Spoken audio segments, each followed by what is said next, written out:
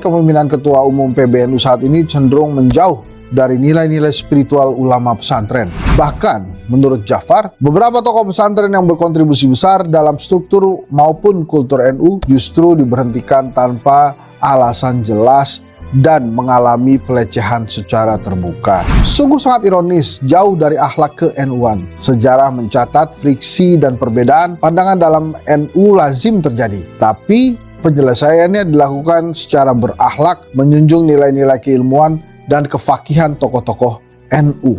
Jafar menyoroti bahwa jajaran PBNU saat ini seakan-akan alergi terhadap kritik. Ia bahkan menyebut pola kepemimpinan saat ini penuh dengan intimidasi, anti kritik, dan arogan. Kepemimpinan PBNU sekarang bisa kita lihat saja jika dibuat polling pendapat umum secara terbuka. Justru sangat tidak mengayomi dan tidak sensitif terhadap problem keumatan. Hal ini bisa menjadi cerminan PBNU untuk introspeksi diri, bukan mengumbar opini-opini yang mendistorsi dan mempertaruhkan marwah NU.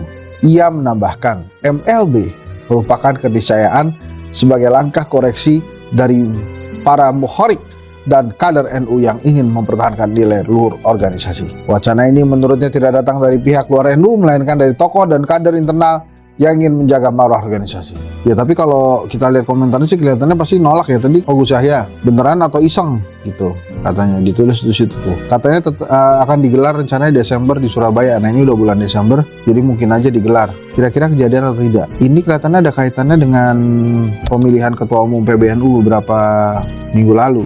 Waktu itu juga dikabarkan ada keinginan untuk mengambil alih kepemimpinan PBNU dari tangan Muhaimin Iskandar.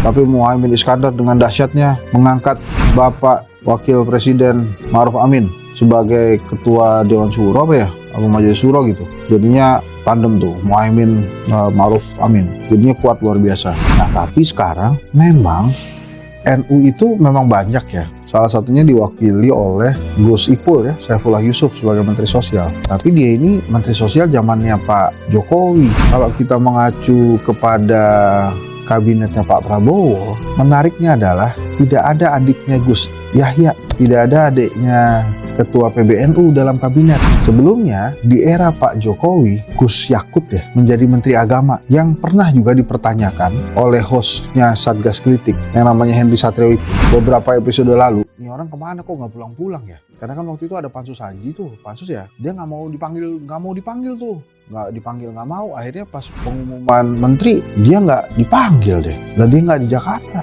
Tapi apakah muktamar luar biasa ini berhasil? Bisa kita lihat dari dukungan pemerintah aja kepada kepengurusan Gus Yahya. Salah satu indikator yang paling enak kita lihat, pertanyaan besar, kok sampai adiknya Gus Yahya nggak masuk ke kabinetnya Pak Prabowo? Apakah Pak Jokowi juga sudah mulai lepas tangan karena Gus Yahya tidak pulang, karena adiknya Gus Yahya, Gus Yakut tidak pulang-pulang? Tapi apapun itu, marilah kita serahkan tentang muktamar luar biasa ini kepada warga Nahdliyin, Nahdlatul Ulama. Silahkan, Anda yang punya organisasi, silahkan diatur organisasinya. Tapi yang paling penting adalah tetap jaga persatuan umat. Nah, kita belum dengar calon-calon kuat yang menggantikan Yahya Stakuf sebagai Ketua PBNU. Tapi saya rasa PBNU tidak pernah kehabisan ulama besar untuk memimpin Nahdlatul Ulama. Selamat bekerja untuk yang terbaik bagi organisasi NU. Satgas Kritik tentunya tidak berpihak kepada yang ingin melakukan MLB atau yang tidak ingin melaksanakan MLB. Kami berpihak pada NU yang baik-baik saja, yang bisa tegak lurus untuk kepentingan umat. Sampai jumpa.